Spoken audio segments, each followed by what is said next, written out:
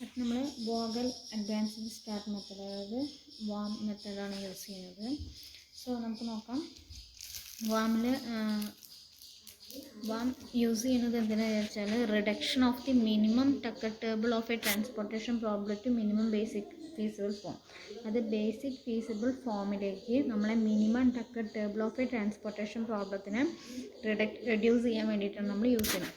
This algorithm would hence correspond to the transformation of the Tucker table to canonical form and the subsequent application of steps 1 to 6. അതായത് നമുക്ക് അൽഗോരിതത്തിൽ പറയണത് എന്താ വെച്ചാൽ decker ടേബിളിൽ നിന്ന് കാനോണിക്കൽ ടേബിളിലേക്ക് കൺവേർട്ട് ചെയ്യാനുള്ള അൽഗോരിതമാണ് പറയുന്നത്.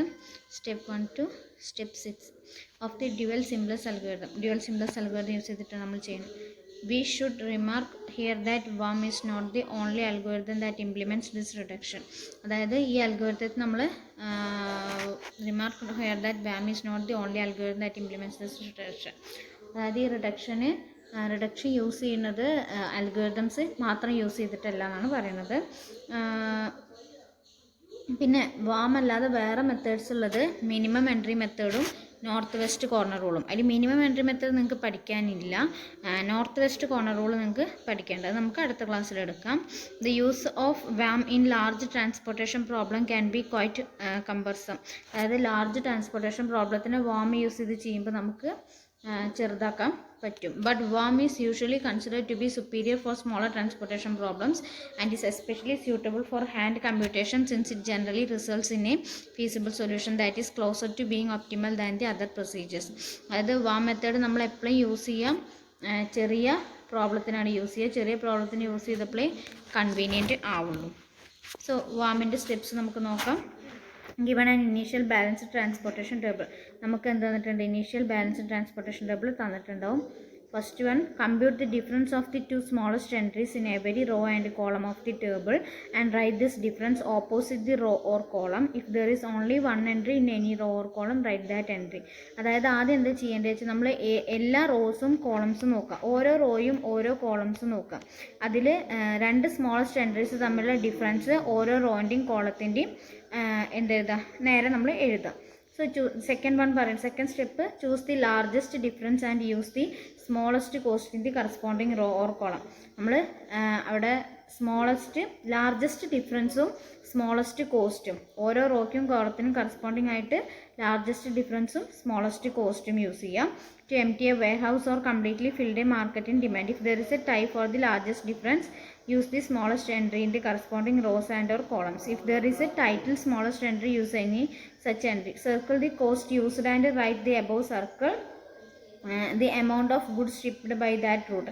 Reduce the supply and demand in the row and column containing the cost used. അതായത് നമ്മൾ എന്ത് ചെയ്യാം, ലാർജസ്റ്റ് ഡിഫറൻസും അതേപോലെ സ്മോളസ്റ്റ് കോസ്റ്റും യൂസ് ചെയ്തിട്ട് സർക്കിൾ ചെയ്തിട്ട് നമ്മൾ ചെയ്യാം. ഓക്കെ, സർക്കിൾ ചെയ്യുക. അതായത് നമ്മൾ ഏതാണോ ലാർജസ്റ്റ് ഡിഫറൻസ് അതേപോലെ ഏതാണോ സ്മോളസ്റ്റ് കോസ്റ്റ് എന്നുള്ളത് നമ്മൾ എന്ത് ചെയ്യുക, സർക്കിൾ ചെയ്ത് കൊടുക്കാം.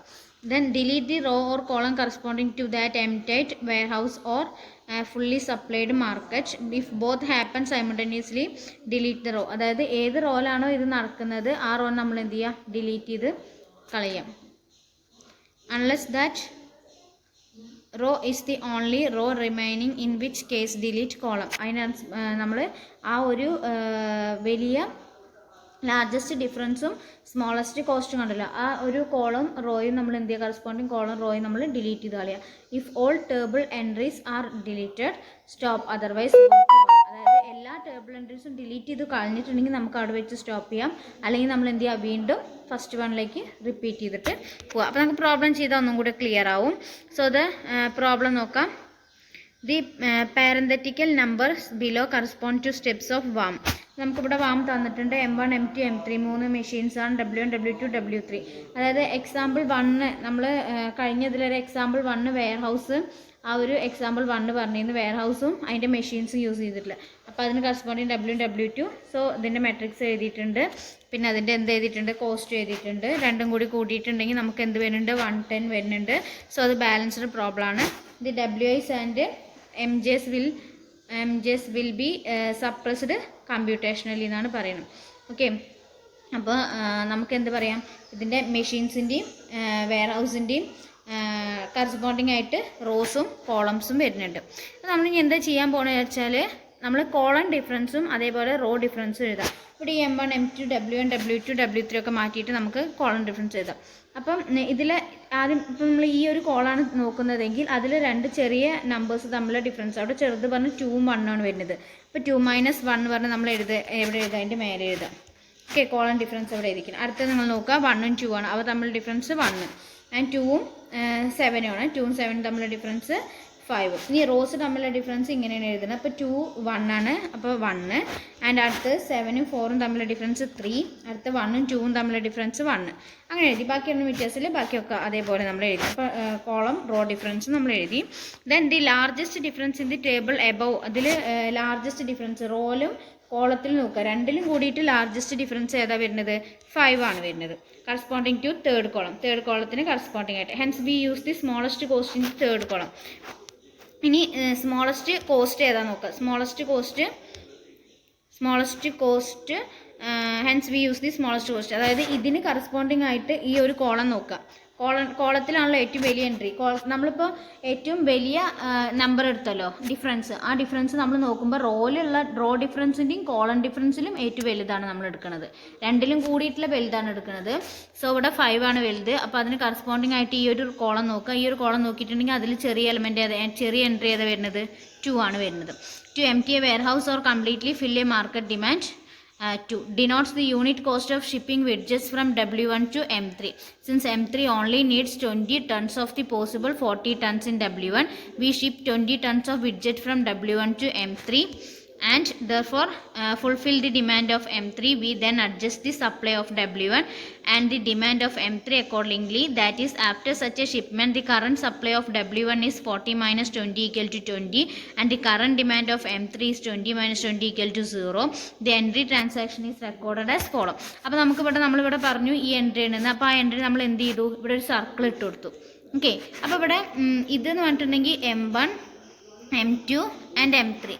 ഇത് പറഞ്ഞാൽ W1 W2 ആൻഡ് W3. അപ്പോൾ നമ്മളിപ്പോൾ ഈ ഒരു കോളാണ് സെലക്ട് ചെയ്തത്. അപ്പോൾ നിങ്ങൾ നോക്കുക, ഈ W1ന് കറസ്പോണ്ടിങ് ആയിട്ട് ഇവിടെ M3 ആണ് വരുന്നത് അല്ലേ. W1 എന്ന് പറഞ്ഞാൽ റോക്ക് കറസ്പോണ്ടിങ് ആയിട്ട് M3 എന്ന് പറഞ്ഞ കോളാണ് വരുന്നത്. അപ്പോൾ അതിൽ ഈ W1ൻ്റെയും M3യുടെയും കോസ്റ്റ് നോക്കാം. അപ്പോൾ ഇവിടെ കോസ്റ്റ് 40 ആണ് വരുന്നത്. W1ന് കറസ്പോണ്ടിങ് ആയിട്ടുള്ള കോസ്റ്റ് 40യും M1ന് കറസ്പോണ്ടിങ് ആയിട്ടുള്ള കോസ്റ്റ് 20 ആണ്. അപ്പോൾ ഈ 40യും 20യിലും ചെറുത് നോക്കുക. ചെറുത് നോക്കുമ്പോൾ ഏതാ വരുന്നത്? 20 ആണ് വരുന്നത്. അപ്പോൾ അത് ക്യാൻസൽ ചെയ്യാം. ക്യാൻസൽ ചെയ്യുമ്പോൾ ഇവിടെ 20 - 20 വരുമ്പോൾ 0 വരും. ഇവിടെ എന്ത് വരും? 40 - 20 വരുമ്പോൾ 20 വരും. അപ്പോൾ അത് നമ്മൾ എങ്ങനെ എഴുതാം? ഇവിടെ എഴുതി കൊടുക്കാം. ഓക്കെ, അപ്പോൾ നമുക്ക് ഈ 0 ആയിട്ടുള്ള ഈ ഒരു കോളം എന്ത് ചെയ്യാം? ഡിലീറ്റ് ചെയ്ത് കളയാം. അടുത്ത സ്റ്റെപ്പിൽ അത് വേണ്ട. അപ്പോൾ ഈ ഒരു കോളം നമുക്ക് ഡിലീറ്റ് ചെയ്ത് കളയാം. അപ്പോൾ നമ്മുടെ എല്ലാ കോളംസും നമ്മൾ എന്ത് ഇട്ടില്ല? ഡിലീറ്റ് ആയിട്ടില്ല. All table entries have not been deleted. Delete ആയിട്ടില്ല, കാരണം ഇനി ഇത്രയും ഇതുണ്ട്. സോ നമ്മൾ എന്ത് ചെയ്യുക? വീണ്ടും സ്റ്റെപ്പ് 1ലേക്ക് പോവാം. ഓക്കെ, അപ്പോൾ സ്റ്റെപ്പ് 1ലേക്ക് പോകുമ്പോൾ നമുക്ക് നോക്കാം. അപ്പോൾ വീണ്ടും എന്ത് ചെയ്യുക? ഡിഫറൻസ് കാണാം. വീണ്ടും ഡിഫറൻസ് കാണുമ്പോൾ ഇത് ഡിലീറ്റ് ചെയ്തു, ഇനി അതിൻ്റെ ആവശ്യമില്ല. വീണ്ടും ഡിഫറൻസ് കാണുമ്പോൾ ഇനി ഇത്. അപ്പോൾ ഈ ഒരു കോളത്തിൽ ഇതുമാണ് ചെറുത്. അപ്പോൾ 2 - 1 1, ഇവിടെ 1 - 2 1 2 - 1 1. ഇനി ഇവിടെ നോക്കുമ്പോൾ 1 4 ഇവിടെ രണ്ടെണ്ണേ ഉള്ളൂ. പിന്നെ അതിൽ ചെറുത് വലുത് നോക്കേണ്ട ആവശ്യമില്ല. 9 - 4 5 2 - 1 1. ഇനി ഇതിലേറ്റവും വലിയ നോക്കുമ്പോൾ 5 ആണ് വരുന്നത് അല്ലേ. ഇനി 5ന് കറസ്പോണ്ടിങ് ആയിട്ട് ഇത് പറഞ്ഞിട്ടുണ്ടെങ്കിൽ M1 M2 M3 ആൻഡ് ഇത് W1 W2 W3. സോ W2ഉം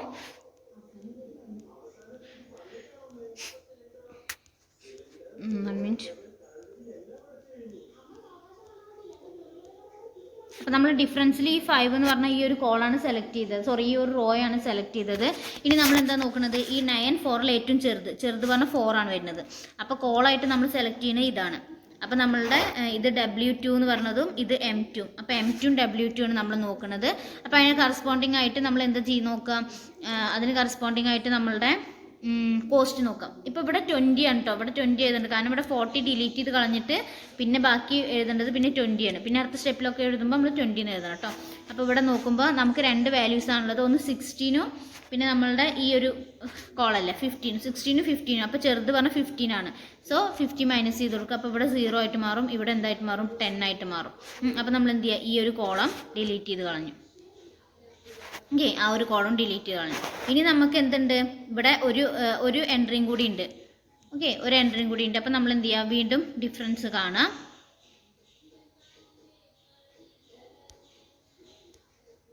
ആ ഒരു ഇത് നോക്കുമ്പോൾ അതിൻ്റെ ഡിഫറൻസ് നോക്കുമ്പോൾ ഇപ്പോൾ എന്ത് വരും, ഇതിൽ ചെറുത് 2 - 1 1, പിന്നെ ബാക്കി 2 9 1 നമ്മൾ എഴുതിയെടുക്കുക. എന്നിട്ട് ഇവിടെ ഏറ്റവും വലിയ എൻട്രി പറഞ്ഞാൽ 9 ആണ്. അപ്പോൾ 9 കറസ്പോണ്ടിങ് ആയിട്ട് ഇനി അവിടെ ചെറിയ എലമെൻറ്റ് സെലക്ട് ചെയ്യാനില്ല, അപ്പോൾ ആ 9 തന്നെ വരുന്നത് അല്ലേ, 9 തന്നെയാണ് വരുന്നത്. സോ നമ്മളത് കട്ട് ചെയ്തു, ഇങ്ങനെ വരും. അതിന് കറസ്പോണ്ടിങ് ആയിട്ട് ഈ ഒരു കോളം വരും. അപ്പോൾ ആ കോളം വരുമ്പോൾ ഇവിടെ 10ഉം ഇവിടെ 14ഉം ആണ് വരുന്നത്. 10ഉം 14ഉം ക്യാൻസൽ ചെയ്ത് കളയുമ്പോൾ ഇവിടെ 0 ആയിട്ട് മാറും, ഇവിടെ എന്തായിട്ട് മാറും, 30 ആയിട്ട് മാറും. ഓക്കെ, ഇങ്ങനെയാണ് നമുക്ക് അവസാനം എന്ത് വരിക, ഇത് വരിക.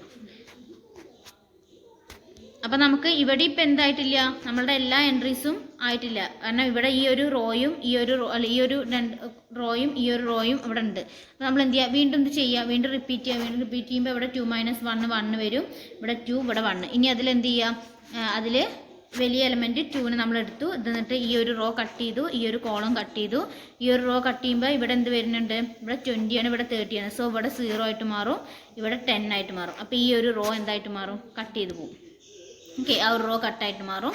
ഇനി ആകെ നമുക്ക് ഒരൊറ്റ എൻട്രി വരുന്നുള്ളൂ, ആ ഒറ്റ എൻട്രി വരുന്നുള്ളൂ. സോ ആ ഒരു എൻട്രി വരുന്നതുകൊണ്ട് നമ്മൾ വീണ്ടും എന്ത് ചെയ്യുക, ഗോ ടു സ്റ്റെപ്പ് 1ലേക്ക് പോവുക. അപ്പോൾ ഇവിടെ 1 ഇവിടെ 1, രണ്ടും ഡിഫറൻസ് 1 ആയി.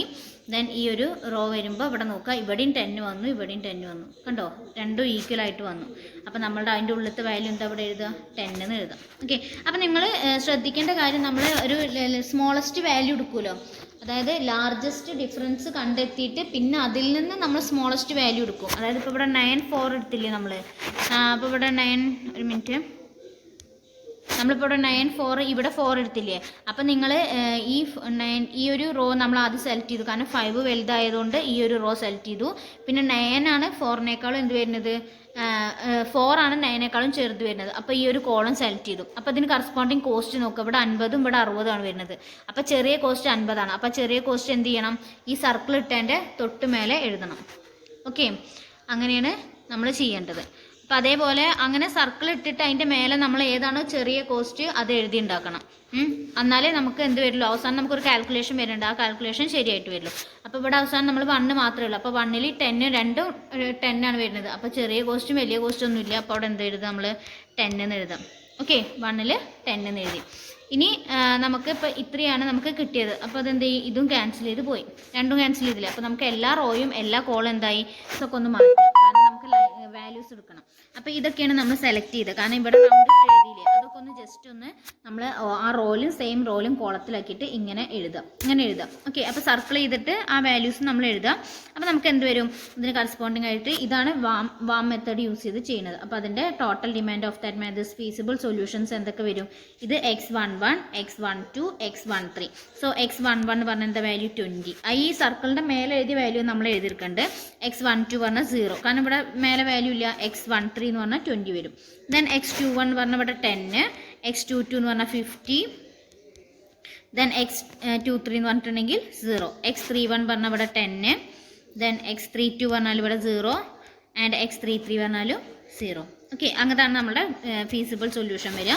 ദെൻ ടോട്ടൽ ട്രാൻസ്പോർട്ടേഷൻ കോസ്റ്റ് എന്ന് പറഞ്ഞിട്ടുണ്ടെങ്കിൽ 2 ഇൻറ്റു, അതെങ്ങനെയാണ് കണ്ടെത്തുകയെന്ന് വെച്ചാൽ നമ്മളിവിടെ സർക്കിൾ ഇട്ട് എഴുതിയില്ലേ, അങ്ങനെ ചെയ്യുക. 2 × 20 പ്ലസ് 2 × 20 പ്ലസ് 9 × 10 പ്ലസ് 4 × 50 പ്ലസ് 1 × 10.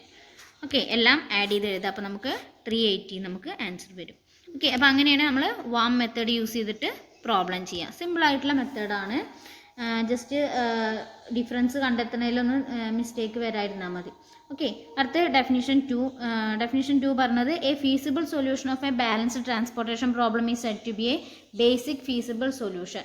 അതിന് ബേസിക് ഫീസിബിൾ സൊല്യൂഷൻ എന്ന് പറയണമെങ്കിൽ if at most m+n-1 of the xij's are positive where m is the number of warehouse and n is the number of market. അതായത് ഒരു feasible solution, balanced transportation പ്രോബ്ലത്തിലെ ഒരു feasible solution, നമ്മൾ basic feasible solution എന്ന് പറയണമെങ്കിൽ m+n-1 one of the എക്സൈജേഴ്സ് എന്ത് വരണം, positive വരണം. Okay, ഇതിൽ m എന്ന് പറഞ്ഞിട്ടുണ്ടെങ്കിൽ നമ്പർ ഓഫ് വെയർ ഹൗസ്. അപ്പോൾ ഇവിടെ നമ്പർ ഓഫ് വെയർ ഹൗസ് പറഞ്ഞിട്ടുണ്ടെങ്കിൽ ഇവിടെ നമ്പർ ഓഫ് വെയർ ഹൗസ് ഇവിടെ W1 W2 W3, അപ്പോൾ 3 എണ്ണം. മാർക്കറ്റ് പറഞ്ഞാൽ M1 M2 M3. സോ 3 മാർക്കറ്റും 3 വെയർ ഹൗസ് ആണുള്ളത്. അപ്പോൾ m+n-1 പറഞ്ഞാൽ 3 + 3 - 1. സോ 6 - 1, 5 എണ്ണെങ്കിലും എന്ത് വരണം, അറ്റ്മോസ്റ്റ് 5, അതായത് മാക്സിമം 5 നമുക്ക് എന്ത് വരണം, എക്സൈജേഴ്സ് പോസിറ്റീവ് വരണം. അപ്പോൾ ഇവിടെ നോക്കുക, ഇവിടെ 5 പോസിറ്റീവ് വരുന്നുണ്ട്. 1 2 3 4 5 5 പോസിറ്റീവാണ് വരുന്നത്. സോ അതിനെ നമുക്ക് എന്ത് പറയാം, ബേസിക് ഫീസിബിൾ സൊല്യൂഷൻ ആണെന്ന് പറയാം. ഓക്കെ.